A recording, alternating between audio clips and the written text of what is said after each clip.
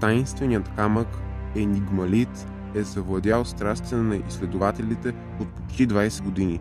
Кръстен е на името на своя откривател Джон Уилямс, който през 1998 година намира странния камък с вграден елемент на неизвестно предназначение.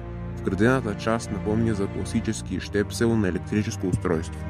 Учените установиха, че камъкът е на 100 000 години и металният елемент е с керамична повърхност.